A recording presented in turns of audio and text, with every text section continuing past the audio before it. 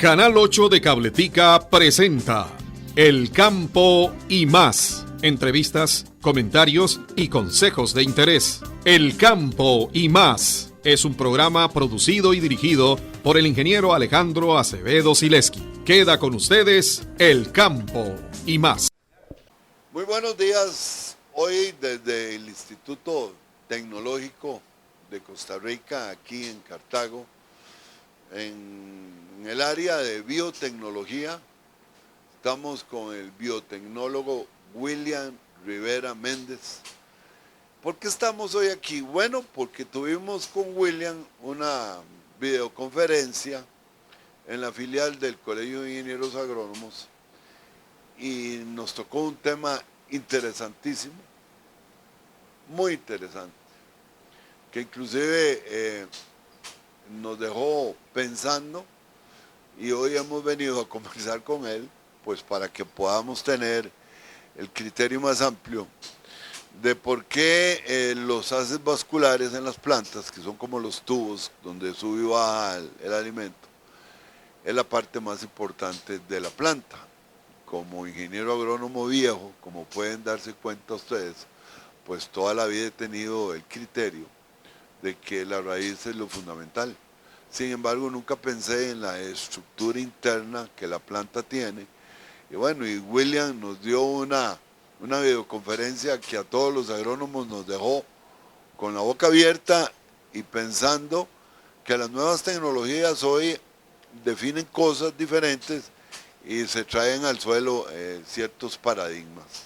Así es que estamos con este caballero que es egresado de este Instituto Tecnológico, que dicho sea de paso es un honor que el país tenga algo tan especializado. Ya se van a dar cuenta ustedes de todo lo que se hace acá, pero bueno, en el campo y más, tanto en radio como en televisión, queremos dar a conocer todos estos nuevos acontecimientos que existen y que deben de poner el país en la cima de la tecnología, que es el conocimiento lo que hace que los países se desarrollen, y eso lo conocemos. Así es que le damos los buenos días a William. Buenos días, William.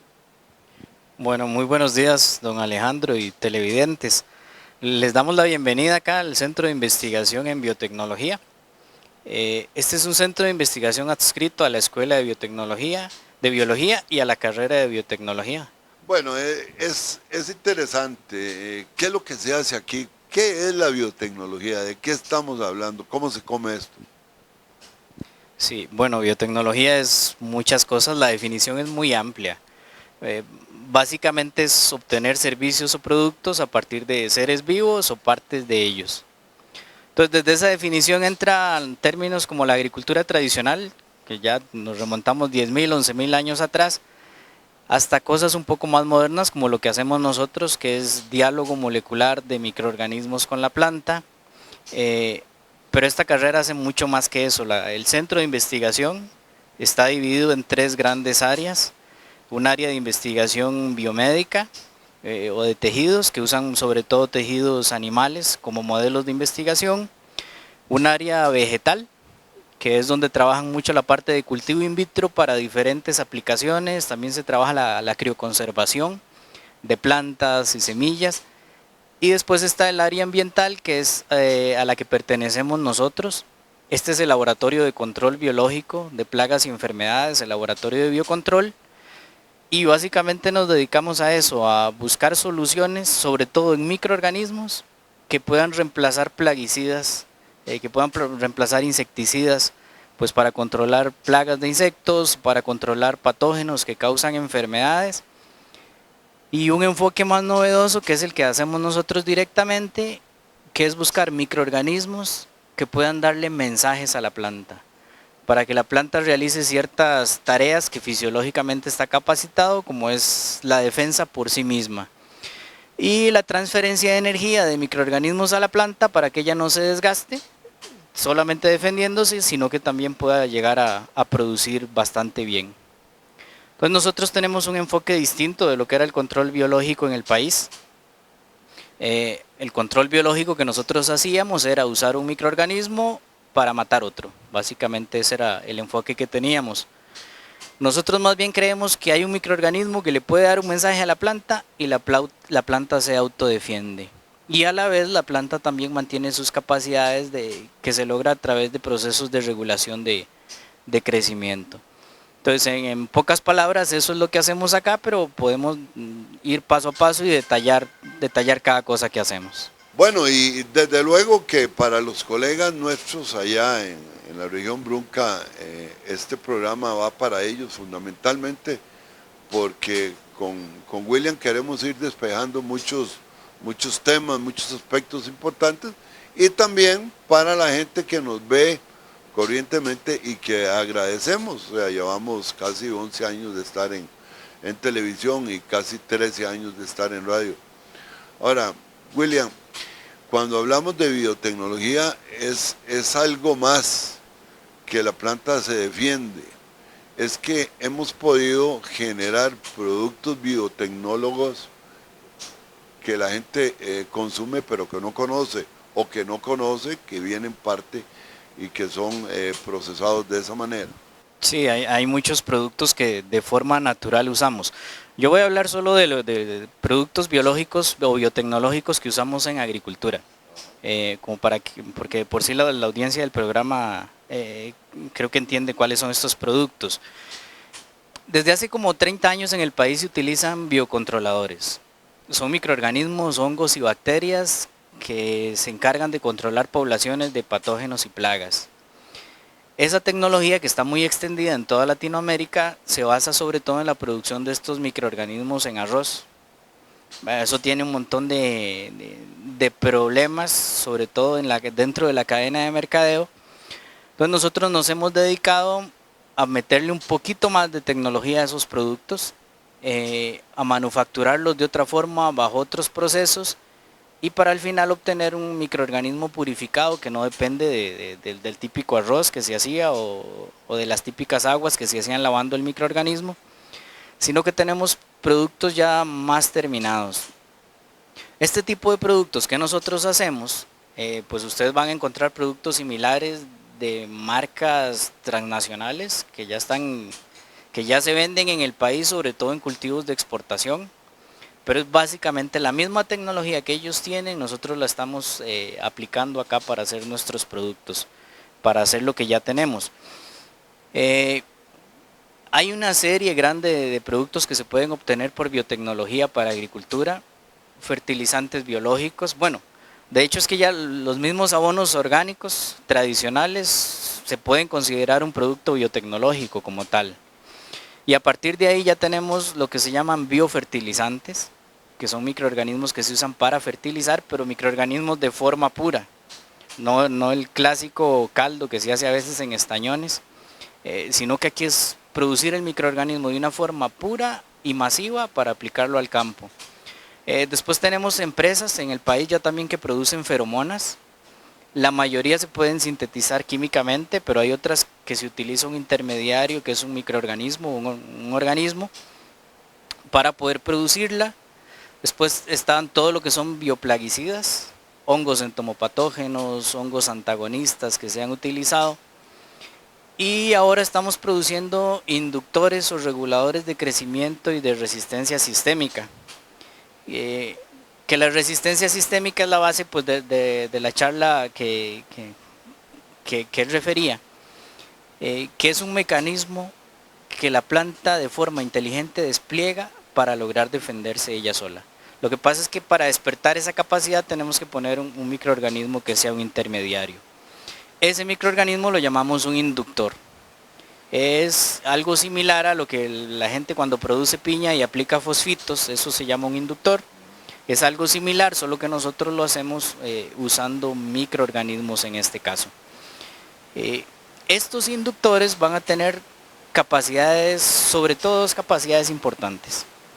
Una es que le van a indicar a la planta que crezca, que alguno de sus órganos crezca, o van a detener el crecimiento.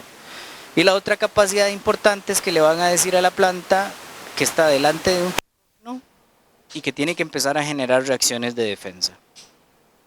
También un microorganismo puede decirle a la planta que no hay un patógeno, sino que está delante de un microorganismo amigo, un microorganismo inocuo, y la planta tiene que aprender a procesar esa información, tiene la capacidad genética de procesar esa información, y entonces nosotros son estos los productos en agricultura que estamos tratando de desarrollar. Estamos con William Rivera Méndez acá en el Tecnológico. Hoy en una mañana muy fría, dicho sea de paso, vamos a ir a un corte comercial y ya regresamos. Recuerde, está usted en el programa El Campo y Más por Canal 8 de Cabletica y por Radio Sinaí. El campo y más. En breve, regresamos. Continuamos con el tema de la semana. Bueno, y volvemos. En el laboratorio siempre se han producido muchas cosas. Entonces la pregunta para William es, William, ¿estos productos ya están en el campo? Porque, por ejemplo, puedo decirle que con biofermentos allá en el cantón de Pérez de León, el ingeniero Olger Benavides y su gente en Pejivalle de Pérez de León ha generado biofermentos en los cuales la producción de frijoles se ha elevado a 30 quintales sin usar fertilizante granulado, únicamente con biofermentos. Lo hemos visto, hemos grabado ese programa y bueno, y yo siento también que aquí hay resultados muy importantes que deben de dársele a conocer no solo a los colegas, sino a la gente que escucha y que ve nuestro programa. Sí, bueno, algo muy importante es que en el país ya se comercializan. El país tiene cerca ya de 25 años de comercializar microorganismos biocontroladores y actualmente nosotros periódicamente hacemos un conteo de empresas. Actualmente hay 14 empresas formalmente constituidas que están ofreciendo productos de control biológico. Igual dentro de esos mismos recuentos, nosotros ahora podemos afirmar con total certeza que solo en el caso del microorganismo más tradicional, que es Tricoderma, y producido de la forma artesanal, hay un mercado interno de $5 millones al año, que hace 25 años era impensable. Tricoderma, ¿no? Solo de Tricoderma hay un mercado de $5 millones al año.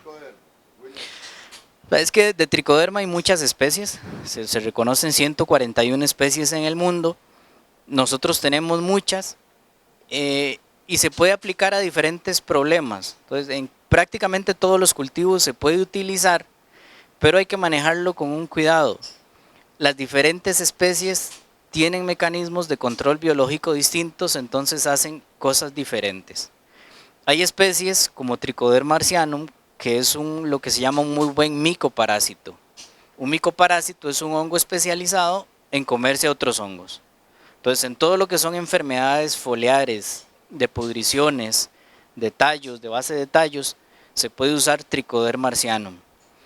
Hay otro microorganismo que se llama Tricoderma virens, que es un microorganismo que es muy buen controlador biológico por micoparasitismo, o sea, se come otros hongos, pero en la raíz de las plantas. Entonces se come todo lo que son patógenos radiculares. Y nosotros trabajamos también uno muy particular que es Tricoderma asperellum, que es muy abundante en el país. Y este Tricoderma asperellum trabaja ya de otra forma completamente diferente. Tricoderma asperellum no le gusta tanto comer hongos, por lo mismo no se usa en enfermedades foliares o no se debería usar mucho en enfermedades foliares, sino que lo que hace es estimular las defensas naturales de la planta. Activa un mecanismo en las plantas que se llama resistencia sistémica inducida y provoca que las mismas células de la planta y los tejidos generen moléculas de defensa que se encargan de eliminar a los patógenos.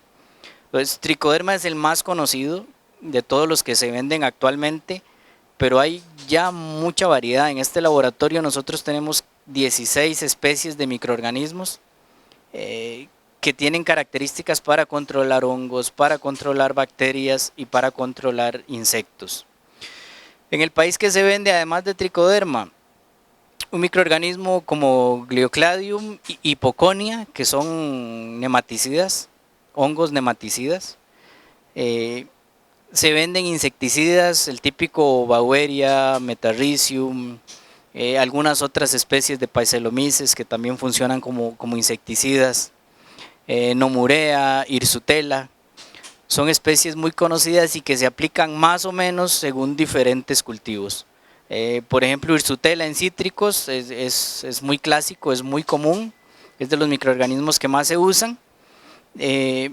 Metarrhizium, que se usa bastante para el control de larvas, puede parasitar muchos insectos voladores, pero tiene una preferencia, Metarrhizium anisoplea tiene una preferencia por larvas. Y tenemos otros microorganismos que no tienen la capacidad de controlar enfermedades, pero que promueven el crecimiento de la planta de alguna forma. Tenemos por ejemplo Azospirillum, que es un microorganismo que en nuestros suelos ayuda a que la planta incorpore mucho potasio y mucho fósforo. Tenemos Azotobacter, que es una bacteria que ayuda a fijar el nitrógeno. Tenemos por ejemplo Rhizobium, que el Rhizobium es una bacteria que se asocia con los frijoles, con todas las leguminosas, y ayuda a que las leguminosas fijen nitrógeno. Pero las plantas que no son leguminosas tenemos la opción por ejemplo de ponerle esta Azotobacter, que es una bacteria de vida libre, no hace la asociación que el Rhizobium hace con la planta. Y vamos a ver, en el país también se comercializan mucho microorganismos degradadores de materia orgánica. Estos microorganismos ayudan a acelerar la producción de abonos, ayudan en la descomposición de residuos en campo.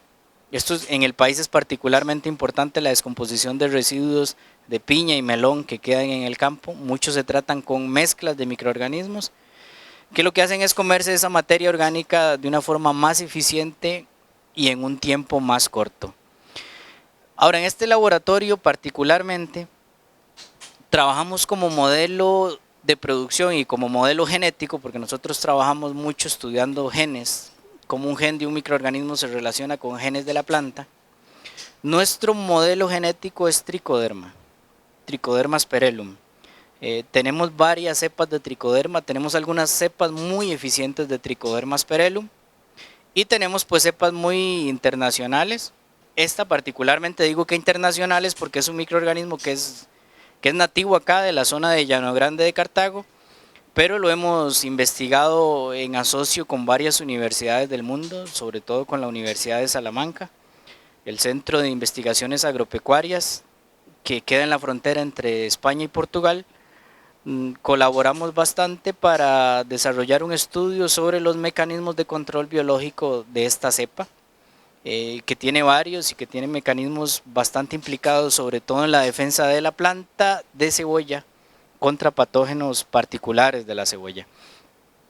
Ahora, esto que ven acá es un producto más procesado y más terminado. Lo que les decía, típicamente en el país se venden microorganismos sobre tecnologías artesanales que llamamos nosotros.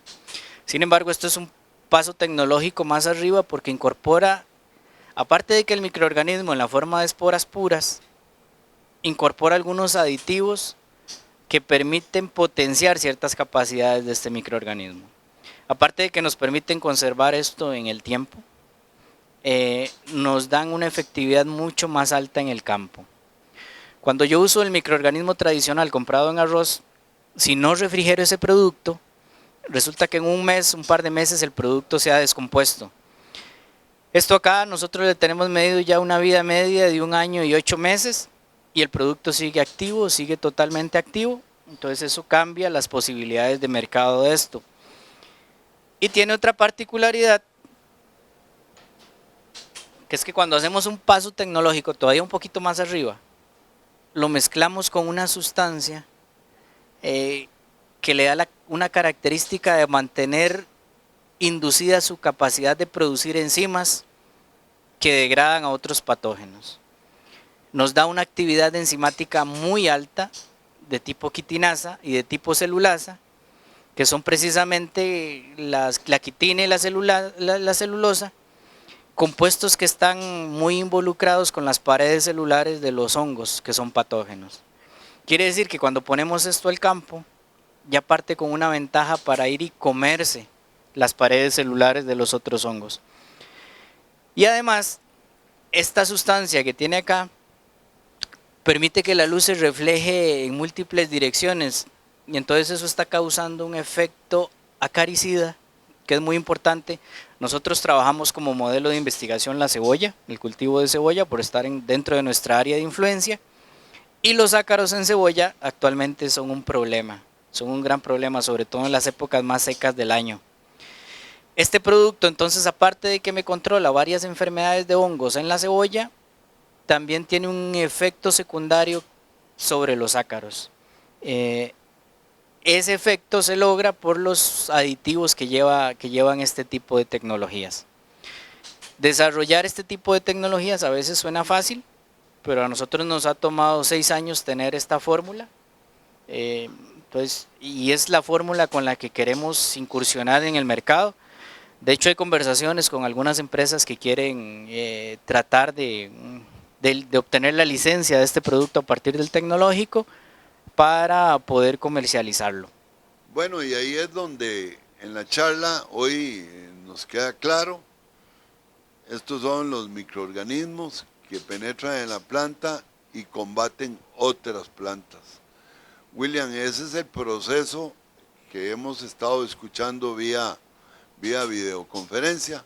No se nos vaya porque está muy interesante. Vamos a un corte y ya regresamos. Está usted en el programa El Campo y Más, con casi 12 años de estar en Canal 8 de Cabletica y en Radio Sinaí. Ya regreso. El Campo y Más. En breve, regresamos. Continuamos con el tema de la semana. Y cuando William nos habla en la videoconferencia de la inteligencia vegetal, y cualquiera diría que es una película de ciencia ficción.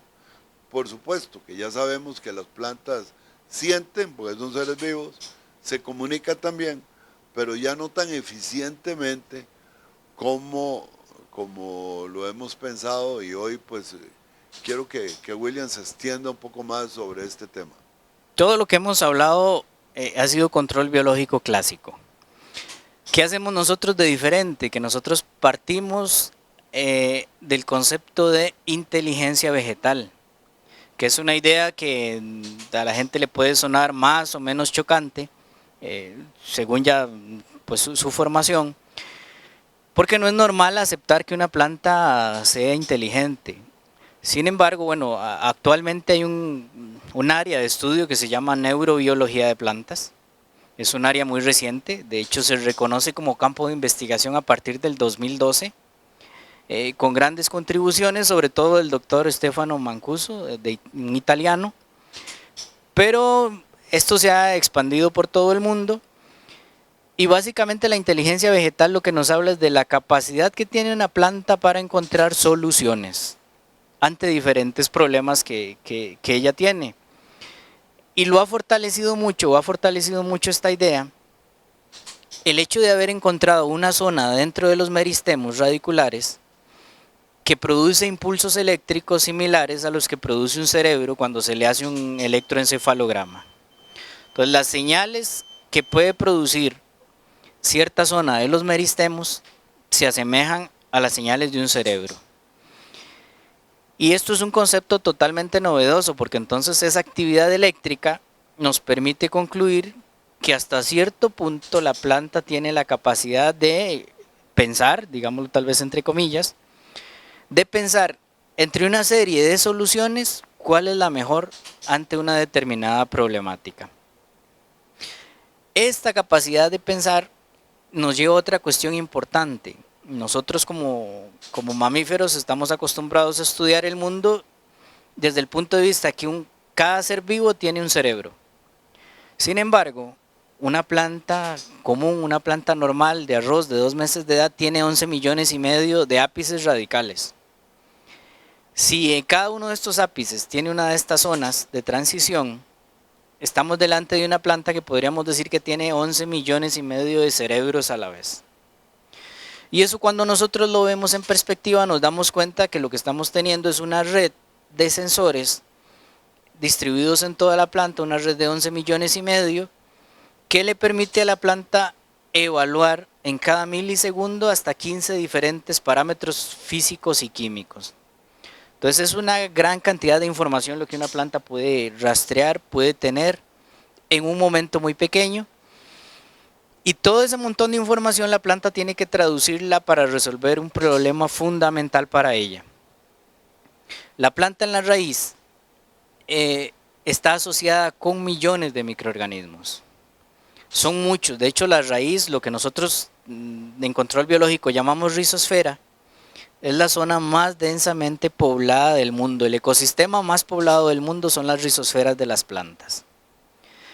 En esta asociación, la planta tiene que ser capaz de discriminar quiénes son organismos patógenos, quiénes son organismos que de momento creemos que son neutros, es decir, que no le aportan beneficio a la planta, pero tampoco le hacen daño, quiénes son organismos que le pueden dar un beneficio de cierto impacto, por ejemplo un microorganismo como tricoderma que se reconoce que es rizosférico, pero también quiénes son microorganismos benéficos de muy alto impacto, ya microorganismos que le pueden dar nutrientes, microorganismos que le pueden ayudar en el control y balance de energía, microorganismos que le ayuden en la defensa.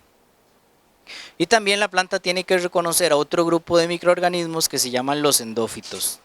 Los endófitos son microorganismos que viven dentro de los tejidos, dentro de las células vegetales de la planta.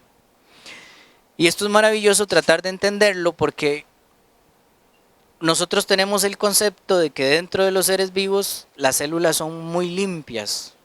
Y ahora sabemos que los seres vivos por dentro estamos colonizados por otros seres vivos. En el caso de las plantas están colonizados por hongos y bacterias. Y lo interesante es que estos hongos y bacterias no le causan reacciones de defensa a la planta. Y eso es lo que tenemos que tener claro.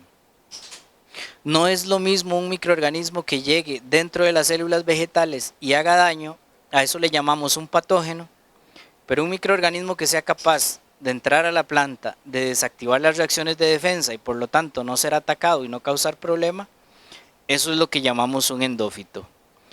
Pues el concepto de inteligencia vegetal, que tiene que ver mucho con los movimientos que hacen las plantas, las reacciones fisiológicas que hacen las plantas, las reacciones de defensa que hacen las plantas y los mecanismos de comunicación entre diferentes niveles de seres vivos, nos permite hablar ahora sí, estructurar un conjunto de conocimientos que es la inteligencia vegetal.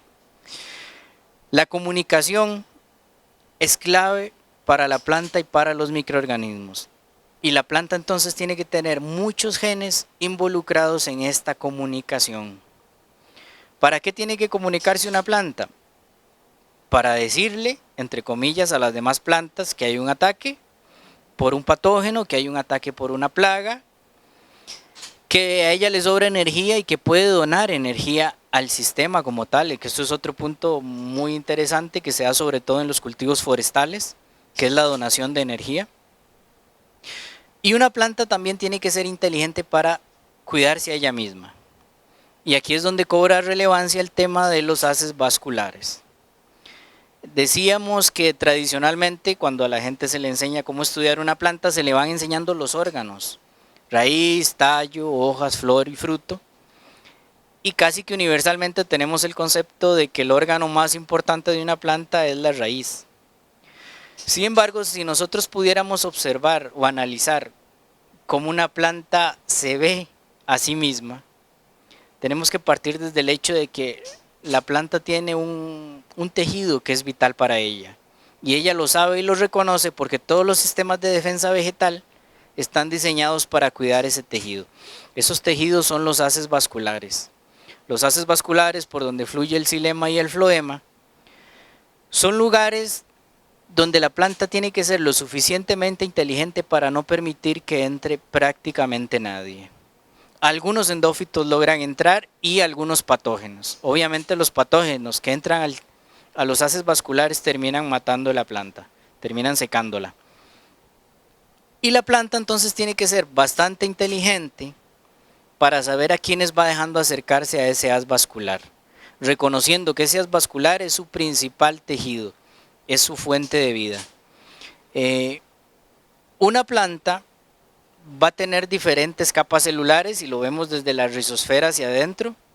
Va a estar el espacio propiamente rizosférico, que es un espacio sobre todo digamos que el primer milímetro de suelo que está pegado a la raíz. Después está la corteza o el córtex de esa raíz y después vienen las primeras capas de parénquima, que son células poco especializadas. El parénquima va madurando hacia adentro hasta que llegamos a los haces vasculares. Los haces vasculares, dependiendo de la especie de planta, pueden estar rodeados por vainas, por diferentes células que tienen ornamentaciones, etcétera, etcétera. Y dentro del haz vascular hay xilema y hay floema. Entonces, hay microorganismos que pueden vivir en cada uno de esos espacios celulares.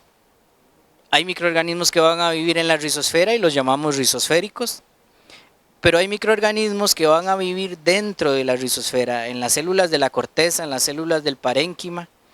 A ese tipo de microorganismos se les puede llamar micorrizas, se les puede llamar endófitos, incluso hay otros que son rizosféricos que tienen la capacidad de ir entre células, no intracélulas. Y finalmente están endófitos que sí pueden ir a los haces vasculares.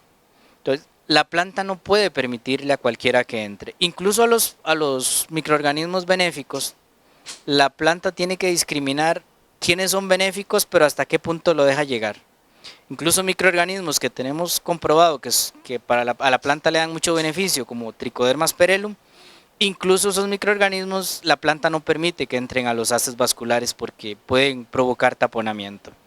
Entonces el concepto de inteligencia vegetal es un concepto muy nuevo, pero que está tomando cada vez más preponderancia y que nos responde muchas dudas y muchas preguntas que teníamos cuando los microorganismos en control biológico clásico nos fallaban o no funcionaban de la forma que nosotros esperábamos. Bueno, clara la explicación, desde luego que para eso hemos venido y con William Rivera hoy en el programa El Campo y Más, desde el Laboratorio de Biocontrol, le decimos a usted que el mundo cambia, ¿eh? Totalmente. Hoy tenemos variedades fortalecidas con biotecnología. A veces la gente se le para el pelo por la biotecnología y es por un desconocimiento, ¿eh? Sí, bueno, en estos temas hay pues bastante desconocimiento. La biotecnología y ciertos conceptos ligados a la biotecnología a veces asustan a ciertos niveles de la población. Las biotecnologías, como toda tecnología, tiene riesgos asociados, pero igual como todo desarrollo también tiene niveles de seguridad que van asociados con estos desarrollos, pero sí, lastimosamente muchas veces las personas hablan o tienen reacciones desde el desconocimiento de lo que está pasando, de lo que sucede alrededor. La gente a veces en biotecnología solamente se centra sobre todo en el tema de organismos genéticamente modificados, que cada quien podrá tener sus posturas a ese respecto, pero se le olvida que también tenemos áreas como esta, como control biológico, que es un área que está haciendo enormes contribuciones ambientales, está ayudando mucho a que el país reduzca el consumo per cápita que teníamos de plaguicidas, el control biológico que está ayudando a cuidar la salud de muchos trabajadores. Hace 20 años era casi una utopía hablar de control biológico en las grandes plantaciones. Hoy les puedo decir que los principales cultivos de exportación, que son los que consumen la mayor área de siembra del país, han incorporado diferentes microorganismos dentro de sus sistemas productivos. Y vemos además que las tendencias de las grandes transnacionales, que producían una X cantidad de moléculas al año, pues muchas de esas moléculas ya dejaron de ser moléculas de síntesis química y pasaron a ser o moléculas producidas por fermentación, es decir, utilizando microorganismos, o microorganismos puros, en su forma pura y preservada, o muchos metabolitos que se están obteniendo a partir de plantas. Entonces, incluso las grandes transnacionales ya cambiaron su presencia en el mercado, su forma de comercializar, su forma de venderse, y han cambiado y están apostando muy fuerte por esta línea de productos. Y esta línea de productos que en particular Latinoamérica pues ha tenido bastante desarrollo con el uso de biocontroladores. Por tradición, por historia, muchas veces por necesidad. En Latinoamérica ha sido una punta de lanza. Latinoamérica junto con China han sido quizás de las zonas que más han contribuido al desarrollo de control biológico. Cuba, claro, por el tema aquel de la cortina de hierro y todo lo que era la Guerra Fría, tuvo grandes desarrollos. Y después nosotros estamos bien posicionados en control biológico, nosotros en Costa Rica.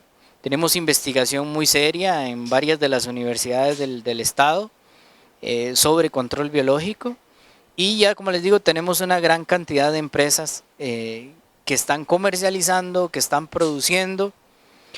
Nosotros solo en este 2019 estamos ayudando 3 empresas que están abriendo plantas de producción de microorganismos en el país, que nosotros estamos colaborando con esos desarrollos, y eso se vendrá a sumar a fortalecer las capacidades del país en estos temas. Bueno, le agradecemos a don William Rivera, biotecnólogo, definitivamente que es lo moderno, la forma más eficiente, menos contaminante de producir y de ayudarle a las plantas a que nos den de comer. Muy amable, muchas gracias. No, muchas gracias a ustedes, gracias por venir acá a las instalaciones que tenemos, y bienvenidos para cuando quieran profundizar. Aquí hay montones de temas que podríamos hablar, de agricultura, de control biológico, de inteligencia vegetal, de relaciones de microorganismos del suelo. Entonces bienvenidos para cuando gusten regresar. De hecho que hay que regresar. Este programa, como muchos programas que se hacen hoy en el mundo del sector agropecuario o agroalimentario, tiene que ir quitando ese velo que la gente tiene de que muchos de los productos que hoy consumimos pues hacen daño, pues, que son malos, etcétera, etcétera. Y de eso se trata hoy el programa, de darle a conocer pues lo que hace un laboratorio como este, o varios laboratorios como este. Y hoy desde el laboratorio de biocontrol seguimos en el programa El Campo y Más. El Campo y Más. En breve, regresamos. Continuamos con el tema de la semana. Bueno, y volvemos con el ingeniero Jaime Brenes Madrid, Cartago por todo lado. Jaime es el que valida en el campo todos estos tratamientos que hoy hemos estado conversando, y con él queremos hablar y extendernos un poco, porque seguimos con esa piedra grande en el zapato de ser uno de los países que tiene más carga de producto agroquímico por hectárea en el mundo. Y bueno, de aquí se trata de ir bajando esa carga de agroquímicos, pero fundamentalmente de trabajar con nuevas tecnologías, nuevos procedimientos y con un nuevo chip en el cerebro al productor. Buenos días, Jaime. Buenos días, gracias por estar aquí en el Tecnológico. Tal como usted lo comenta, nosotros lo que hacemos es validar los productos a nivel de campo.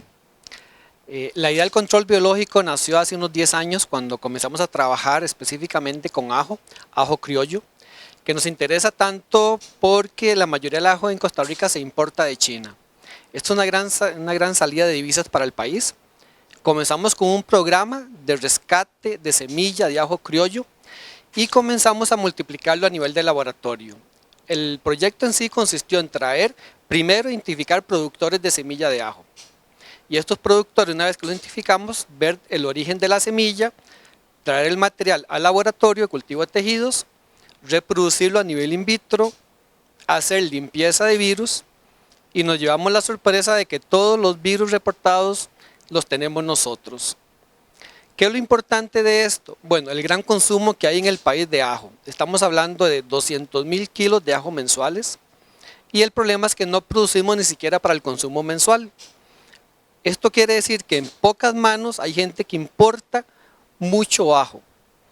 Después de eso comenzamos a trabajar en cebolla, y en cebolla hemos trabajado a lo largo de 8 años haciendo la aplicación de productos biológicos para mejorar la producción. En este caso, el doctor William Rivera, nuestro ingeniero aquí a cargo del laboratorio, comenzó con la producción de biocontroladores y comenzamos a apoyar al agricultor dándole estos bioinsumos. ¿Qué hemos logrado? Que enfermedades importantes para nosotros en ajo y cebolla, como el torbó, Sclerotium cepivorum o la enfermedad rosada, sean controlados de una forma más biológica, disminuyendo la aplicación de estos productos. Esto es interesante porque, bueno, esto es una fábrica de biocontroladores, ¿verdad? Podríamos decirlo de esta manera. Ahora, ¿existe la posibilidad, se exporta, o aquí es un centro para ir creando empresas que van saliendo de los mismos muchachos que son biotecnólogos? ¿Cómo trabaja esto? La idea sería poder montar empresas. En este momento el tecnológico está cambiando un poco su legislación, sus normas para que se puedan vender servicios. A nivel de egresados tenemos varias empresas que ellos han formulado y venden todo tipo de servicios, hacen análisis en fincas, producen los biocontroladores, dan asesoría técnica, ya que cuentan también con ingenieros agrónomos contratados para ese fin. El laboratorio como tal lo que se dedica es a la investigación. A nosotros lo que nos interesa es poder ir a una finca, ayudar al agricultor, ¿cómo? Diciéndole, usted tiene este patógeno que fue identificado con un 100% de seguridad y poder decirle, con este biocontrolador usted puede atenuar o puede eliminar el problema que usted tiene sin el uso de productos químicos. Bueno, y hablando de productos químicos, se le para el pelo de ver la ineptitud de los ministerios, de no permitir, de no tener un criterio claro con respecto a las importaciones de nuevas moléculas. Y sabemos que las nuevas moléculas, o sea, los nuevos productos plaguicidas que se usan en menor concentración, en menor volumen de agua, es lo que se está trabajando en el mundo con el fin de no solo no contaminar, específicamente los nicotinoides que matan las abejas y todo lo demás, que son productos que tenemos nosotros acá. Bueno, todavía ni el Ministerio de Agricultura, ni el Ministerio de Salud, ni nadie se pone de acuerdo y nos están haciendo un gran daño, inclusive ya a nivel internacional, porque cada vez hay menos posibilidades de utilizar estos productos. Bueno, y por otro lado abre una gran ventana o una gran puerta para que los biocontroles se puedan ir metiendo poco a poco, pero es ilógico que un país como el nuestro tenga una carga de plaguicidas tan grande por hectárea como lo demuestran todas las investigaciones. Sí, nosotros esperamos que a nivel político la legislación favorezca lo que es la inscripción de nuevas moléculas, tanto químicas como biológicas. En este sentido podemos decir que muchos de los productos que se comercializan en el país biológicos no se registran como biológicos, se registran como mejoradores de suelo. Entonces, cuando usted le dice a un agricultor que el producto sirve para tal enfermedad y usted ve la etiqueta del producto, él se queda sorprendido de ver qué es lo que está pasando. Ahí necesitamos que el país legisle y actualice. Ahora, todos estos productos biológicos que se están produciendo para el país son una gran fuente de trabajo. También nosotros tenemos una gran riqueza a nivel biótico que debemos de explotar. ¿Qué es lo importante para nosotros como Centro de Investigación en Biotecnología y este laboratorio de biocontrol?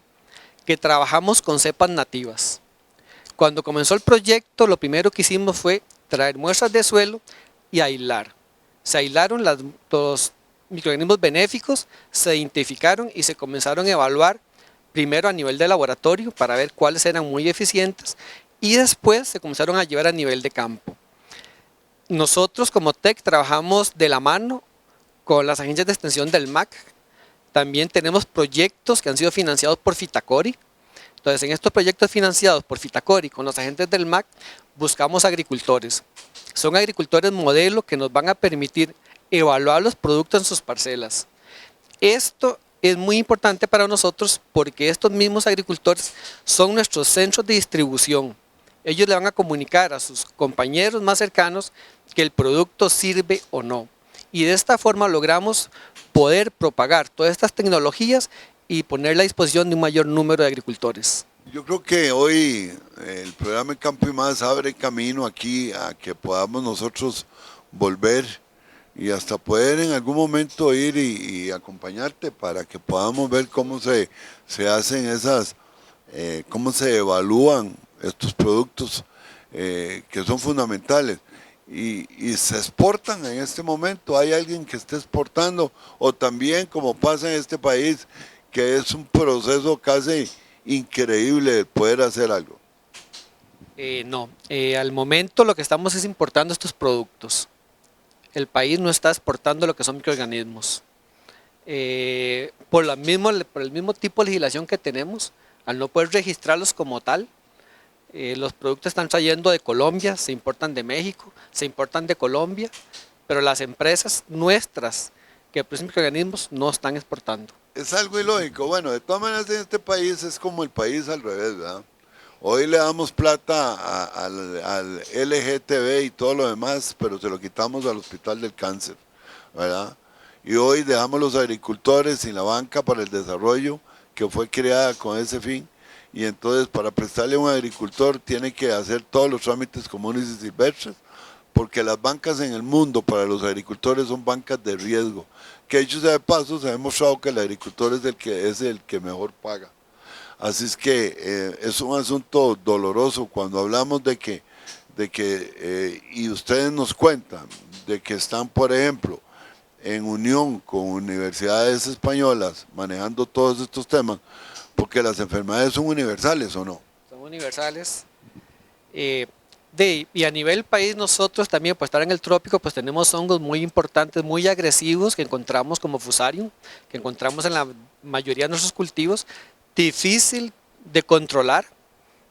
Entonces con todos los productos biológicos, Tricoderma, digamos que es el producto que nosotros más utilizamos, hemos visto cómo este honguito puede ayudarnos a combatir un poco estas enfermedades. Y el agricultor, como siempre le decimos nosotros, cuando usted aplica productos biológicos, piense que está mejorando primero el suelo, segundo su salud, después el consumidor. Entonces tenemos todo un marco que se nos abre ahí de seguridad alimentaria, de seguridad hacia el consumidor final, que es muy importante. O sea, la zona de Cartago, la zona norte, es una zona en la cual el agricultor siempre se ha caracterizado por hacer aplicaciones de productos químicos.